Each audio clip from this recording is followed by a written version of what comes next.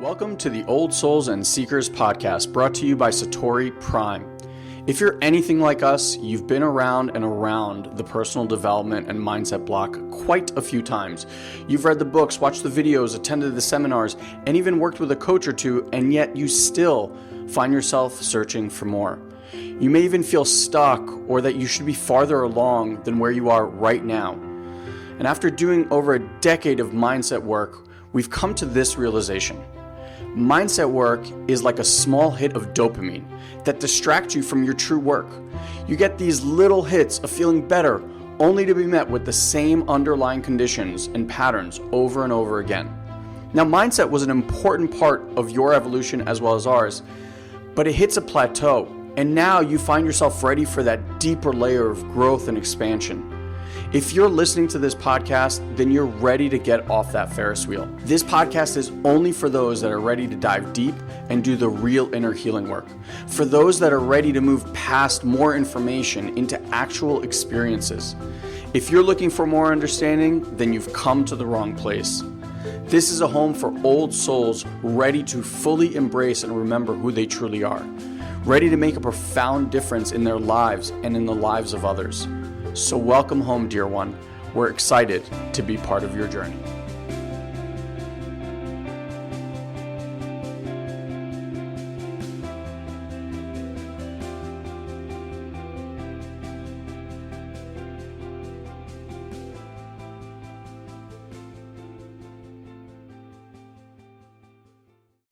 Hello, everybody. Why don't we just say hi in the chat box so I know who's here. Hey, Tammy. Hey, Sharon. Good to see you guys. Tell me about things. How's your energy flow these days? I feel like you're in a nice stream. Yeah, it's like this work just keeps opening and unfolding, and that's what is just so fascinating. It never stops. It never gets old. And there's always something new coming, but you just don't know when and how or why it's going to come. So give a little peek and preview as to what that looks like for you. Yeah. Of late, what I've been noticing is, I think in a sense, I've always had, especially when I coach, I've always had this, call it, voice. I don't even know how to describe it, but basically it feels like some energy is with me when I'm supporting people, and the energy would always kind of point to things or make me aware of things, or drop little nuggets in my ear and be like, hey, ask this or say that or pay attention to this. And what I'm noticing of late, literally in the last 2 to 4 weeks, is my visions are becoming a lot clearer, and that voice is becoming, it sounds really weird to say, it's not a singular voice, it's almost like a group that is communicating with me, and they're loud and incessant. Whereas before, I would just hear this thing and I'd be like, okay, now they're ask him this, ask him this, ask him this, ask him this. So more channeled type of experience. And until I ask, they just keep going. They're like, oh, wow. Ask him this, ask him this, ask him this, say this, say this, say this, say this. And I'm like, okay.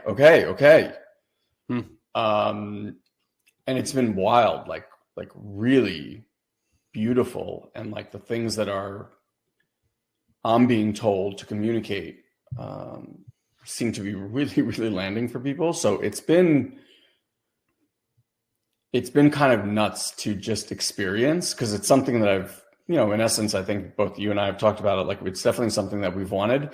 I always thought that channeling would different. Somehow be or feel different. Yeah.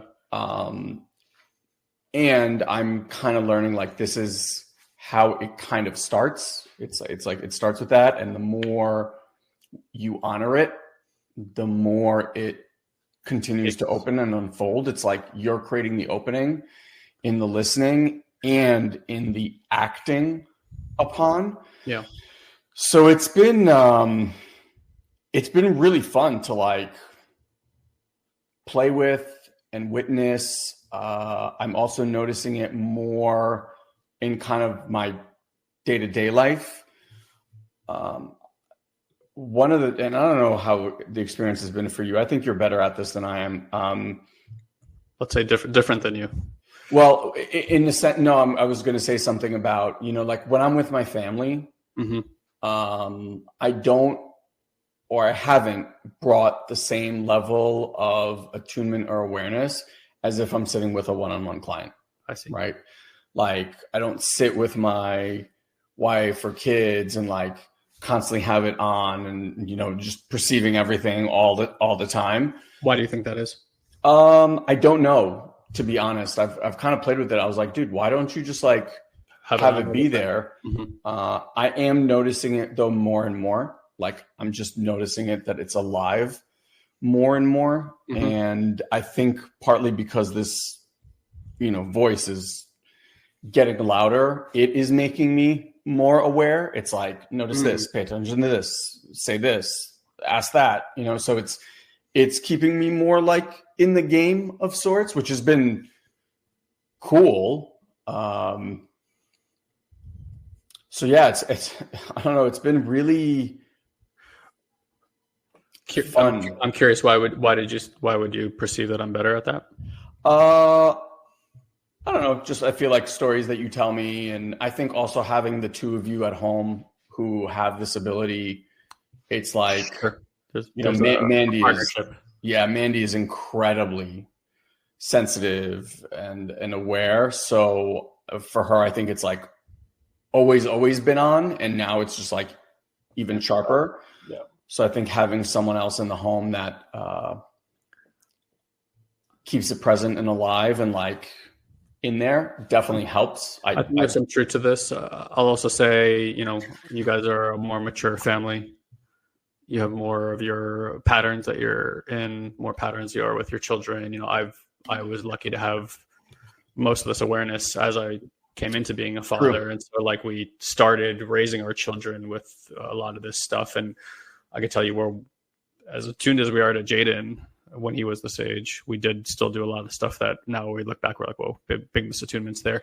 But with with Phoenix, it's like totally different. It's all, and you could see it, with how he expresses and stuff like that. So yeah, I mean, thank you. I mean, that feels really incredible, I think, too, to perceive. And I sometimes it's funny because I switch and I look from other people's eyes what we're doing, and I could see how the perception is. Maybe it looks like we're sacrificing something or doing something else, but it's become even more apparent with the second one and having contrast. Like, I don't want to say right, or it's not the right thing that we're doing, but that we're very. That's what I'm looking for.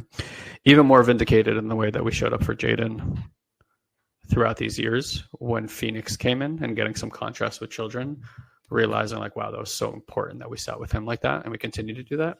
And again, I certainly have ruptures, but what I want to still hear more from you. But something I just realized is it doesn't have to be in the words, it doesn't have to be in the actions in the family, although we certainly have plenty of that. But it's just like, for me, it's so funny. This is going to seem so non-consequential in terms of like my own development. But like last week, I had this really big pivot in my system. Suddenly I was like crystal clarity over where I sit in my energy field and my consciousness when things are just fucking havoc, and where I sit when things are just like clicking. And how did it show up? Was it like a specific happening, or it just kind of like clicked and you became aware? It was a dual experience one day with Marlo and Andrew. I had something with Marlo, and then I had something with Andrew. And then the cool thing with working with Marlo recently is that it's enabling me to rediscover how I track and how I channel also, like things I haven't explored before, because there's a sounding board and this feedback system. And so in the beginning, she would ask us to do this, that, and the other, and have these experiences. And I was like, oh, I don't know. They're talking to me, but what are they saying? And, she would say that. And now I just kind of like go with it. Yeah. Like I've surrendered to, and I'm like, what am I perceiving that's happening here? And it started getting very clear.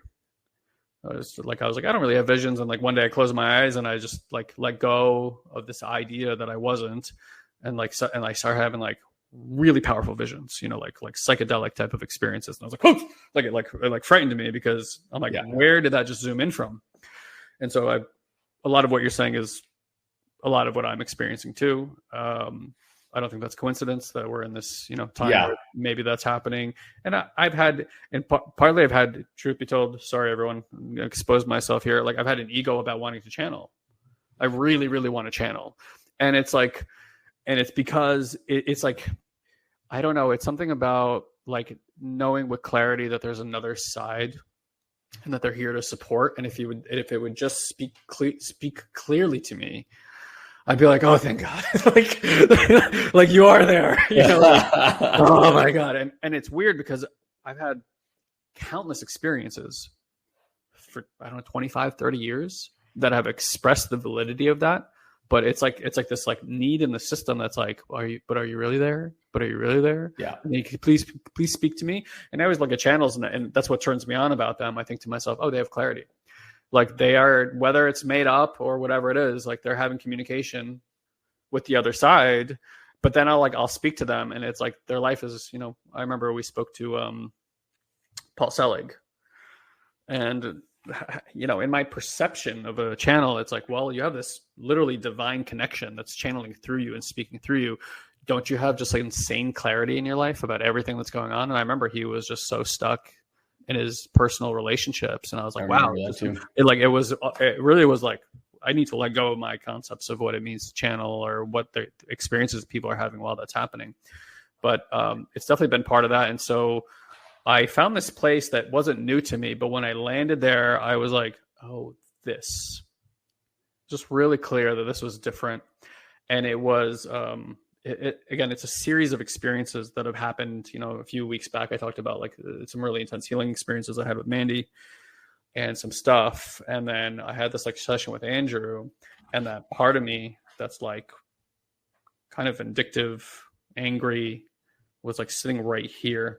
And I almost saw it as like a poltergeist. Like it was just like this like black shadowy fucking thing sitting there. And like, you know, when you're in the movies and like somebody's on drugs or like they're in between experiences and they kind of like rattle the screen and they blur it like this. It was like over here was like pristine view. And over here, this like, I could just see like reality just shaking like, whoa. And I could feel it was like this. Again, it wasn't exactly a person, but it was like an energy, a figure. I can't quite explain it. And it was just like sucking energy. It was like a vacuum, you know, so intense. And I'm sitting there, oh God. And I'm sitting there and I'm like, this is so crazy because I can see how it completely changes the biochemistry of my brain. Wow. How it affects my decision-making. And it's a fear response, but it's like this really strong, like thing. Right. And it was just this crystal clarity. Right. And so because I was so aware of it while it was happening, it's like suddenly I sit in my center channel and I take this seat back. And that's been the message I keep getting even from the shamans over and over again. The little one, I'm sure Kaylee's spoken to you too. You know, I'm sitting with Marla. She's like, what's Kaylee saying? And it's weird because I'll do stuff and then Marla with her eyes closed will say, here's what's happening. I'm already doing it. Like there was somebody who came forward the other day and the moment she said she came forward, I feel my left arm go like this and put my hand down like this. And then she goes, he's taking your left hand. And I already felt his hand in my hand. Yeah. Stuff like that. And so when she spoke to me, this is the words I heard, I'm paraphrasing, but she said, you're too collapsed on your system. She said, you have an incredible amount of power, but when you create from the collapse, you create collapsed events. So she's like, take a big fucking step back. I'm at it in the fucking, this little girl did not say that. She's like, take a big step back and experience your power from here. And it was like this, like stark, like, oh yeah. Again, it didn't occur like something new. It was like this, thank you for the reminder. You're right. That is what I've been doing. And I can clearly see that's how it's affecting me. 2 hours later, I'm sitting with Andrew, and this, poltergeisty kind of figure shows up, and it was the same thing. He's like, sit here, step back. And as soon as I did that, I felt it loosen its grip. Wow. And I went from like being completely confused, erratic, like 10% awareness, 90% just like, the fuck is going on, to like 90% presence and 10% erratic. It just like flipped it, it polarized it. And so it was this like really strong, like here, like in your awareness here. And I was like, uh-huh. And then since then, it's just been like one fluid thing after the next in my life. And it's just the sit. So suddenly I'm like, just how many times a day, right? Like, it's like the find your feet practice. It's like here. But like, if you would have told me that 7 years ago, could I have done that too? Yeah, I could have done that too. Would I have noticed the absolute incredible power of that? I would have missed it. It's too subtle. 100%. But and again, like how many times have I sat here and here? Like a million times at this point in time. But you know how it occurs. It's like one day it just clicks in and you're like, oh. How do you direct somebody to that? I don't know. How do you name that or describe that to somebody? I don't know. But I know if you keep showing up, eventually the stuff like that happens. Yeah. And that's the thing that I just want to highlight for everybody that's listening. It's like, and that's the reason I asked the question. A lot of the times when we're doing personal development work, we're always looking for what's the thing? Like, what do I do to get that? And I think that's just a very old human way of perception.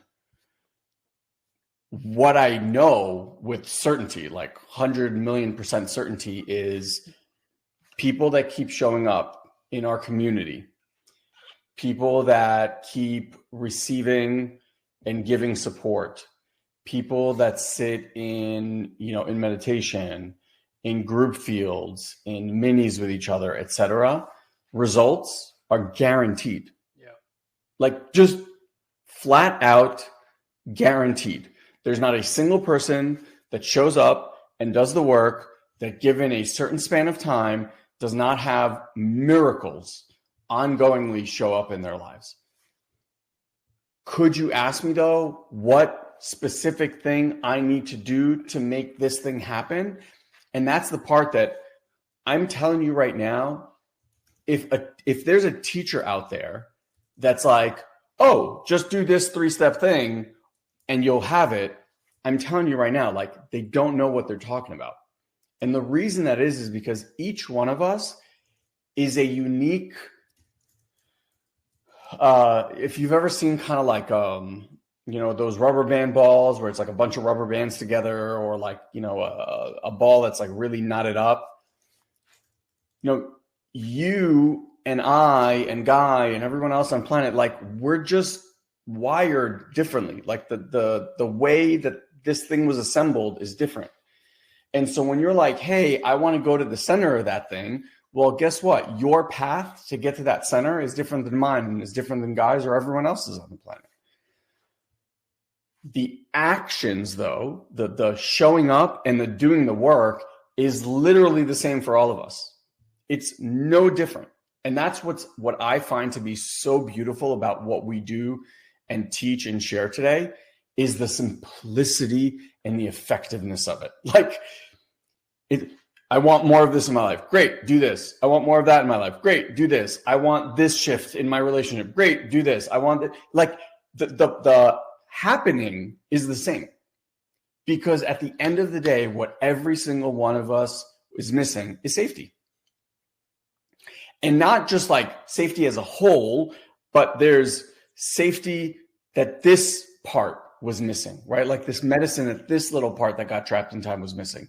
And then you get to complete that circle and cycle. And then that disappears. And then something new shows up and like, oh, this part is now wanting my attention. And great, you do the same thing. Now, each one might need a slightly different level of presence or attunement, or might need more than one person, or might need a different specific person, or might need a little bit more time or a little bit more space, whatever it might be. And at the same, the happening is still the same. It's doing your self-to-self practices, like your meditation practices. Imperative. Doing mini practices, at least 3 a week. Imperative. giving and receiving that. Working with a practiced, energetic, healing trainer, mandatory, right? Because if you're not sitting with someone who's been trained and trained their own system to be able to offer you those level of frequencies and templates that you never got, you don't even know what you're aiming for. Yeah.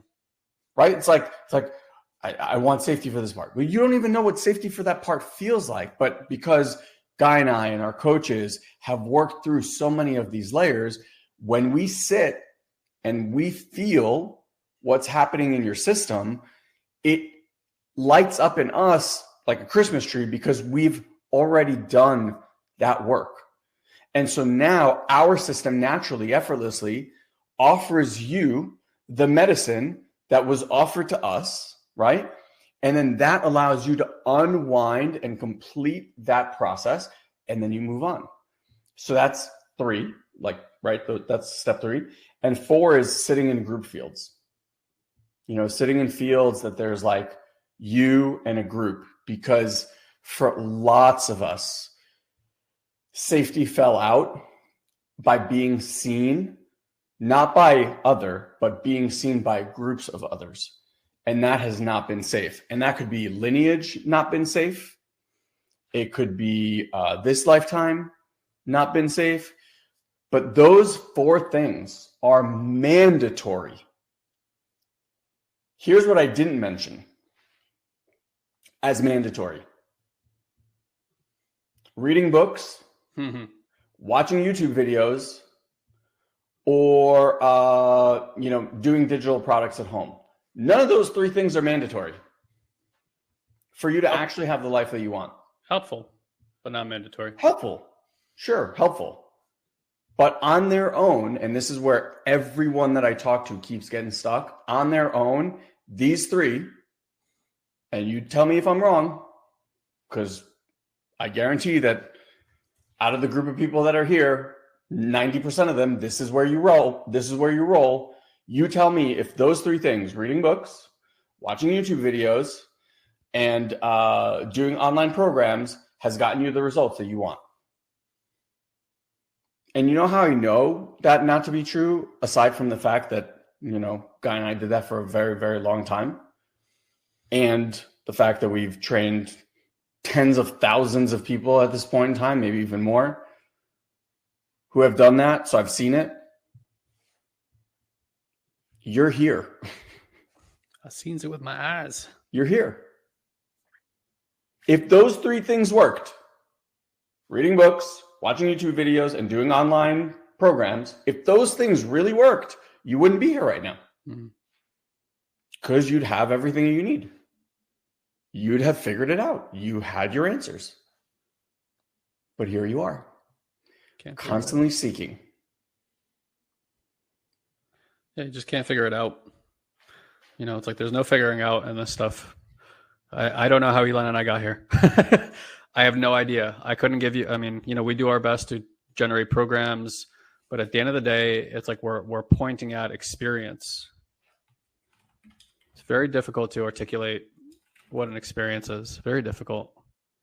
And I think good teachers, that's what they use. They use good metaphors, and they use personal experience and imagery to elucidate an experience for you.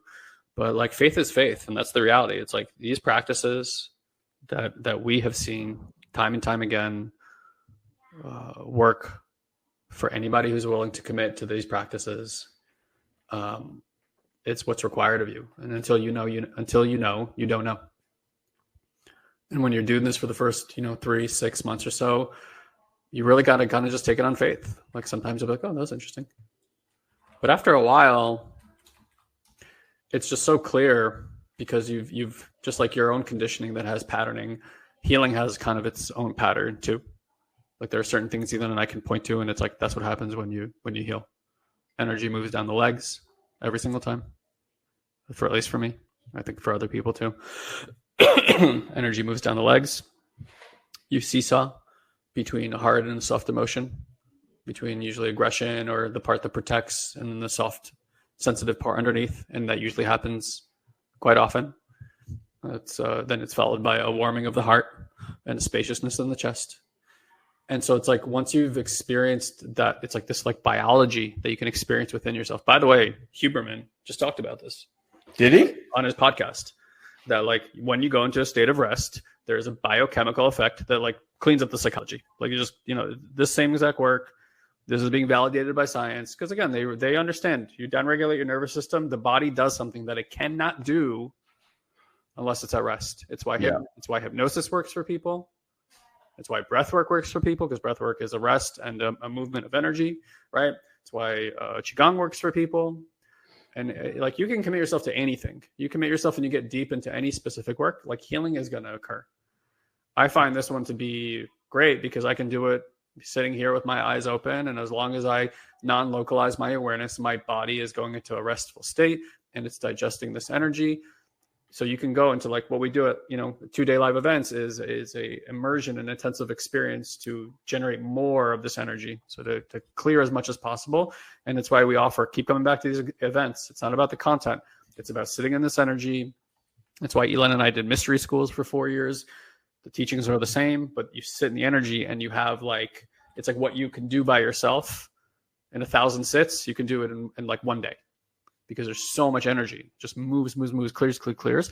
But on a day-to-day, even in a moment like this, or sitting around with my kids, I can still do that. It took me years, by the way, to like stabilize that.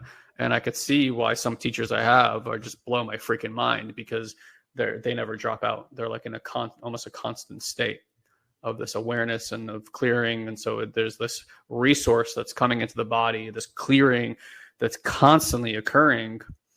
And it's just a waterfall of energy moving through you. And you're just so in love with life because it's no problem anymore. Everything just moves through the energetic system. Nothing gets stuck anymore. And whether that takes you 5 years or 50 years to figure out, it'd be an experience to get there.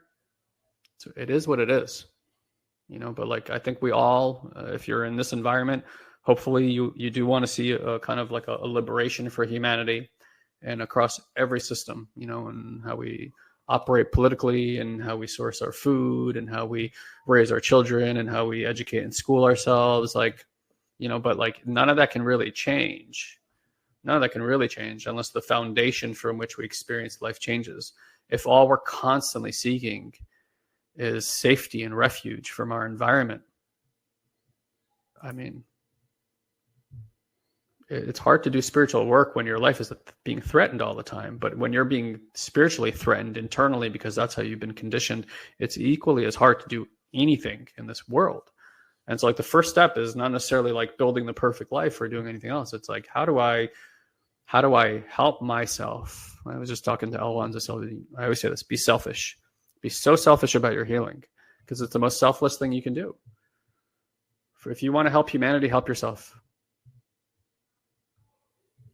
If you want to see transformation take hold in the society, start with you.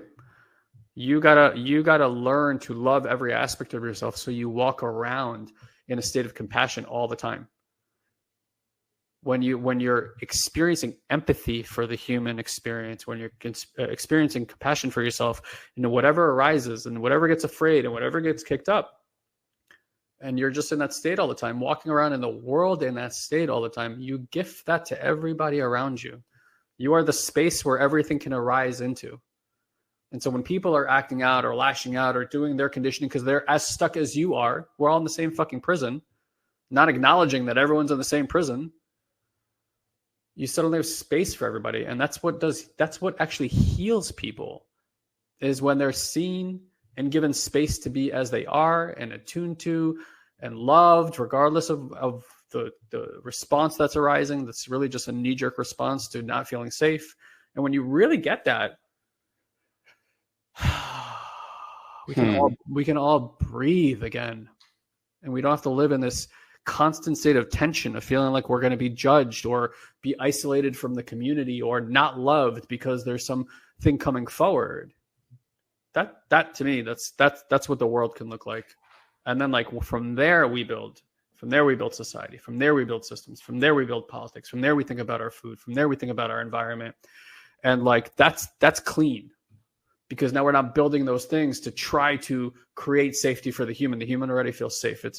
You cannot build a life, no matter how much money or how many walls you build around yourself. Look at what every fucking country does when they build giant walls around themselves. The people don't feel safe. No amount of wealth changes that. No amount of wall building changes that. We've been, I don't know how long has the Great Wall of China been there? It doesn't work because safety it's an acquired experience through interpersonal introspection, learning, healing, and growing. And once you have that, it can change the complete foundation of how you view the world, how you view others, and your role inside of it. And that's hopefully what we're all aiming for. Beautifully said.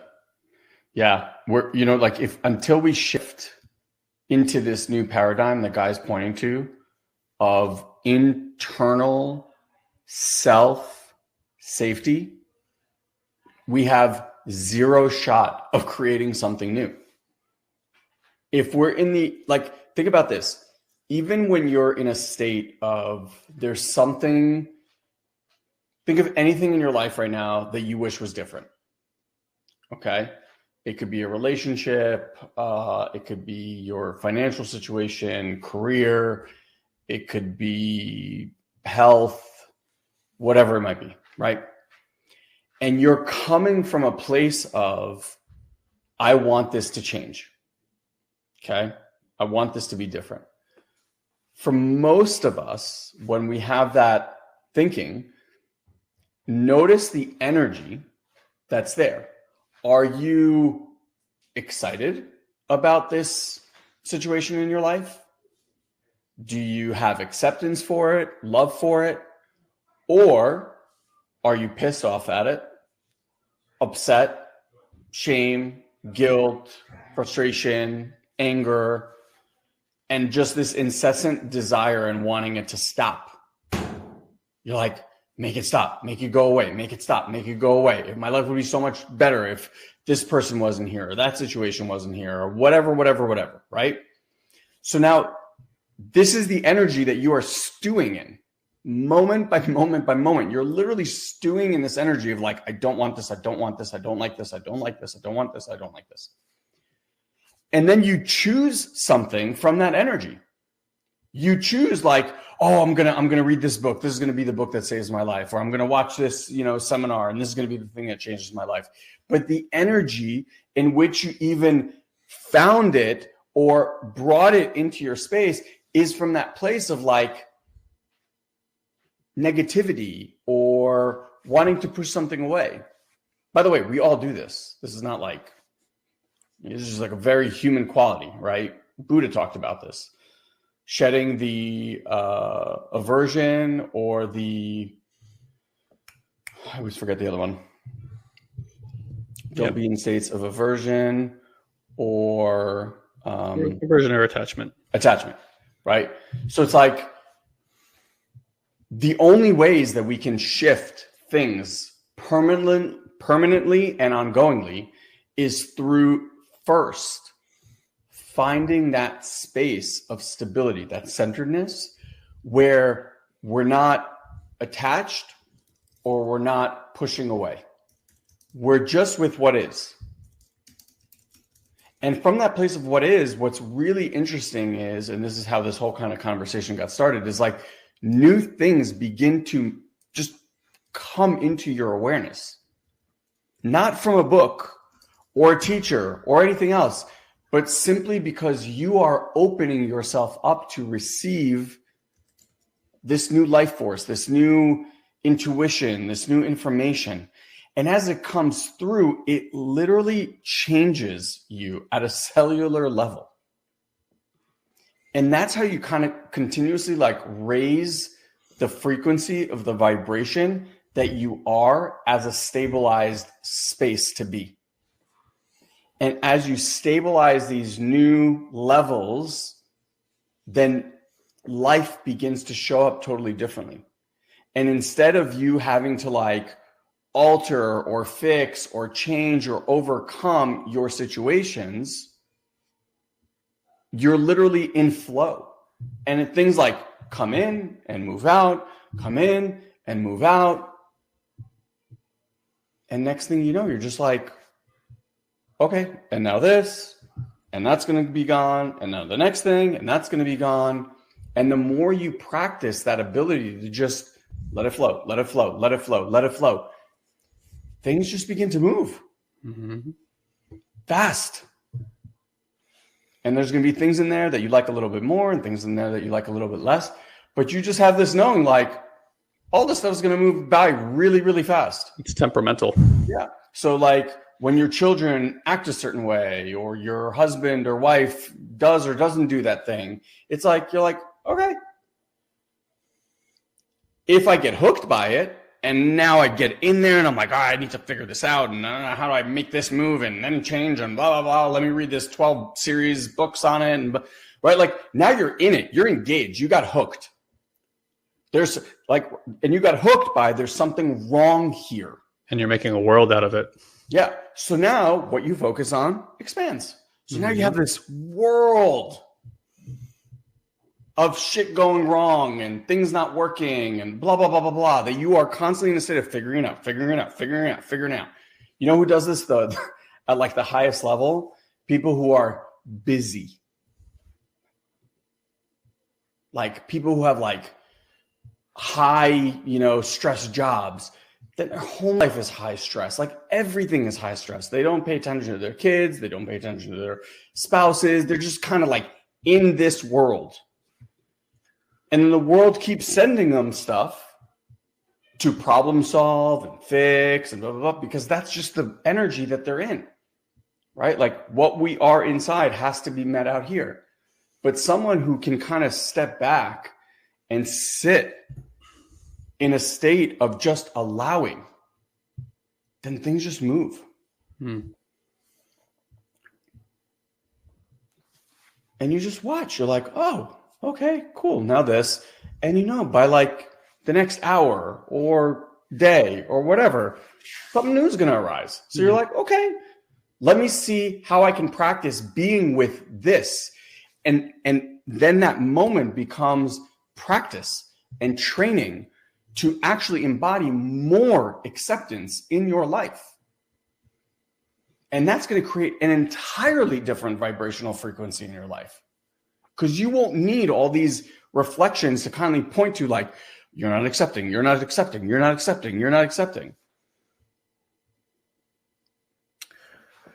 Yeah, I was thinking, the whole thing is surrender, right?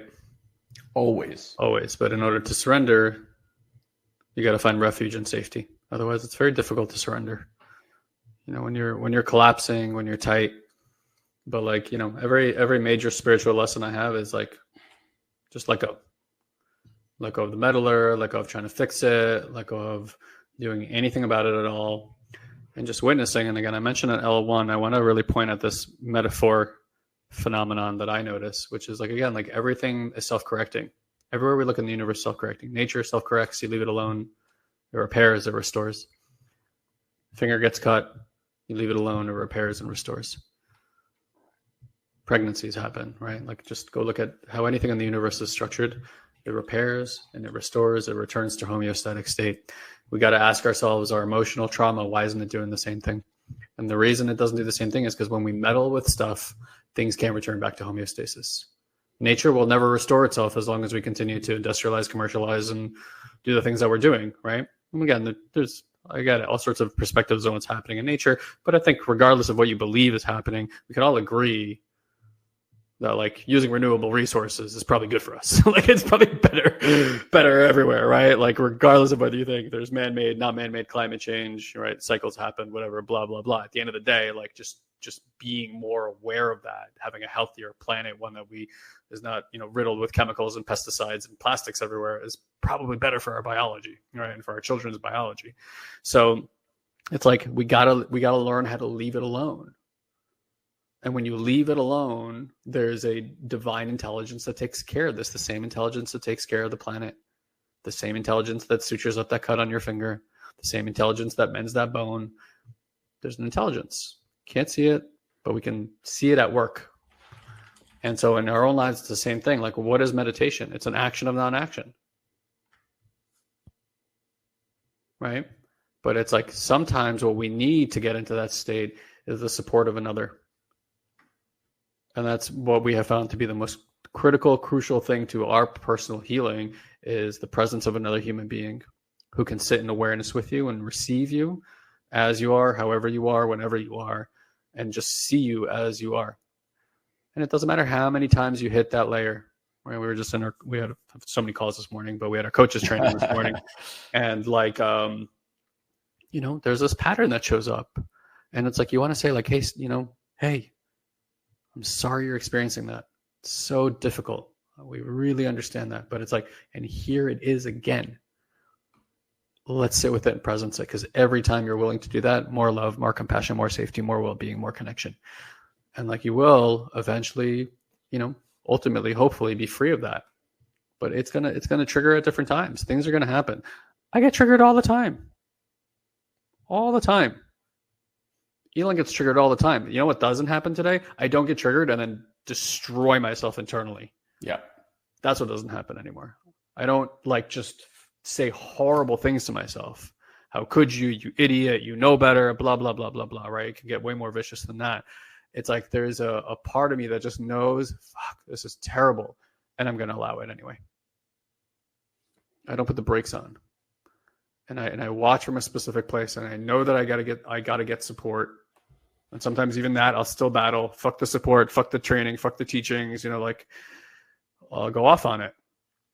Whoa, that was crazy. It was super intense that my body did that. My mind wanted to do that. And then I come back into it and just let it unfold. And I let it unfold, and I let it unfold, and I let it unfold. And, day over day, week over week, month over month, year over year, it's just gotten so much better. And that's the thing that we get to understand, in the early part of the work. I really was shooting for full resolution everywhere all the time. I'm like, if it's not resolved, I must be doing something wrong. But if you look through that lens, you're going to be very disappointed. Because whatever control or power or stability or ground you have right now, it's only a matter of time before something comes to shift that ground underneath your feet. And if you mistake those moments for the work is not working, you'll take a further step back, because then you want to apply the very things that were working for you to help you move through those things and create the healing. It's like when you're that's the weird part, is when you're struggling like that, it's like, now double down on awareness, double down on support.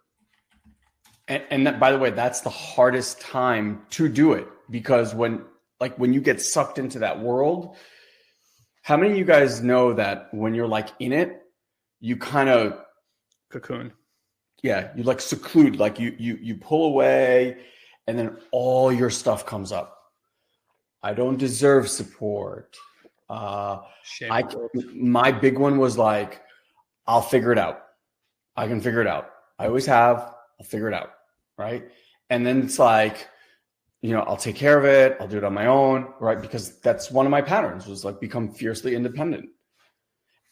But all of it, doesn't matter what your thing is, all of them have you kind of close in and down, and then you start to loop. Because then on top of it, even though you're the one that secluded yourself, all your shit comes up and be no one's ever there for me. I'm there for others, but no one's here to support me. But it's you put yourself in this self-cell imprisonment. And it takes a lot when you're in it to lean in on these practices, which is why we say, and there's this great line, I'm going to butcher it slightly, but it was when we're in stressful situations, we never rise to the occasion. We always fall to the level of our training, which is why, I think this came, I don't know where it came from, but I know this is what the Navy SEALs focus on, is they train these beings to such a degree that when they're put in these stressful, crazy situations, they fall down to the training. Because they're aware, like when you're in these heightened states, you're not thinking optimally. You go into autopilot mode. And the question for all of you that you should be asking yourself is like, what's my autopilot mode? What's the thing that I default to when I'm in stress, when I'm in overwhelm? And that's going to give you a really, really good indication of why your life looks the way you look. It took Guy and I years of sitting with a practitioner, being in group fields, doing minis, to like program into the system that when overwhelm, stress, whatever, hardship hits, like my first reaction today is reach out for support. It took years for that to happen, but now it's automatic. Like I don't process myself anymore. I don't sit here and think about it. I don't figure it out. I'm literally like, who are the first 3 people that I'm going to reach out to? And whether it's shit that's happening for me, my kids, with my wife, with our business, I'm always like, who's the person I'm going to reach out to? Because this leaves you ruminating in your head. This is the thing that created the problem. Like, why? Why are you? It's like, if you're, I keep thinking this comedian, he would always say, it's like, it was about a dating. And he was like, this girl goes to her best friend and she asks, this guy did this, and this, like, what should I do? And the friend's like, oh my God, you should totally do this. And so you're like, okay, I'm going to go do that. And you do it. And it blows up so badly in your face. It's like the worst advice. And then you're like, next time. Also, are you going to go to the same person that blew up the previous event? Like, are you going to that person to get more advice? No. But that's what we do with this. It's like, it gives you advice. You go act on that advice. It destroys shit. And all of a sudden you're like, okay, let me just keep going back to that well. Because why? The answers that you seek and the healing that you want is not up there. It doesn't matter how much books you read and how many videos you watch. Like, there's not enough information on planet Earth that's going to get you to solve that problem, because at best, what you're dealing with is just the shit that's happening up here. So yeah, you can calm this down, but the actual issue is in here. It's in the body. And that's where support is mandatory. Like, you cannot do this stuff on your own. And we will beat that drum till hopefully it resonates for you. Because you don't have to do it on your own.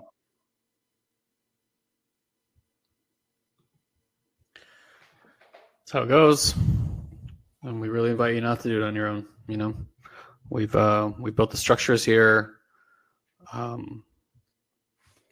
talked to a woman today in L1 and stuff was going on with her mom. And I said, look, mom's like 90 years old. She still has this childhood wound from when she was a little girl. She's in her 60s.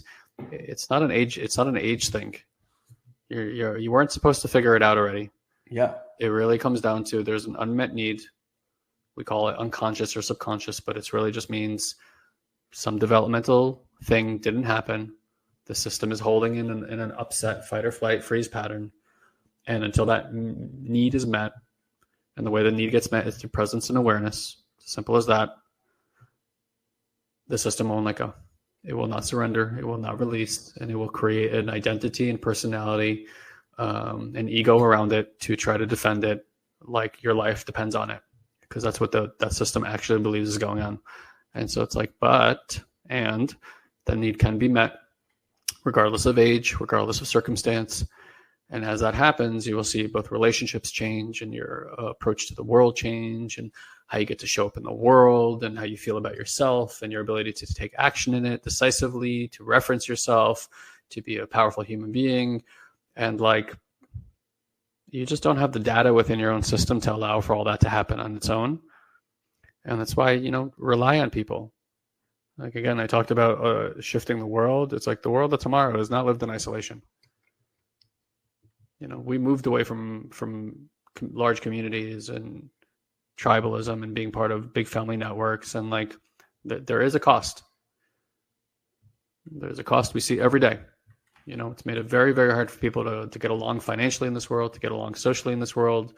Like there's a biological need here. Again, look at every mammal across the planet. For the most part, they travel in packs and groups and support each other. I don't care if it's elephants or whales or anything else. They all do that. So it's like, that's just part of the mammalian trait. It's not just spiritual, it's biological, and we need it. And a lot of today's violence and negativity in this world happens from people believing that they're isolated and there's no support for them. And that's been conditioned in, and we can certainly learn a different way, because human beings are wildly transformative, and can change the neurology and belief systems very rapidly. We have for eons and eons done that. And so we can absolutely find our way to a better world. I hope that we do. Thank you for being a person who's curious enough to look within yourself, to do that really, really, really, really sometimes difficult work. We really want to honor that sometimes this is very challenging and courageous work to look inside. It's actually not hard work, but it's like, weirdly enough, the hardest work simultaneously. It's not like we're not asking you to pick up a shovel and a pickaxe, but to look inside and to like really face what you've avoided an entire lifetime is absolutely an act of courage. And it's like, it's not just your stuff. It's like the stuff that's been handed down to you through your ancestry and lineage that nobody else chose to look at because they spent a lifetime avoiding it and then gave it to the next generation and gave it to the next generation. And so when it comes to your, to your life, it's like, you're the person that said, it stops with me. I don't want to continue doing that anymore. I don't want to continue spreading this negativity or this conditioning to people around me, to my children, and so on and so forth. And so like, please honor that it really is an act of courage to do this kind of work and to look inside. It's not you want to really honor yourself. When I'm troubled, what I've learned is honor whatever comes forward. Honor it first. Ask questions later. The part really wants to be honored first. Oh, I'm afraid. Honor the fear. I don't know. Honor the confusion. I feel disconnected. Honor the loneliness. Like, begin with honoring it. If you stand in opposition of it, you ain't going nowhere. Not going to happen. All right, guys, we love you. I have a quick announcement, by the way. So in addition to the live event that is happening in a couple of weeks, we are actually starting our next intake for our level 2 program. I don't know what I'm about to say to be 100% true, and it's kind of the path that we are going. So in the next, whether it's this program or the next program, the intention is that Guy and I are actually going to be stepping away from doing our level 2 calls, meaning that our coaches are going to be taking over that calls, and then people that will want to work with us directly will be able to do that at the level 3 program.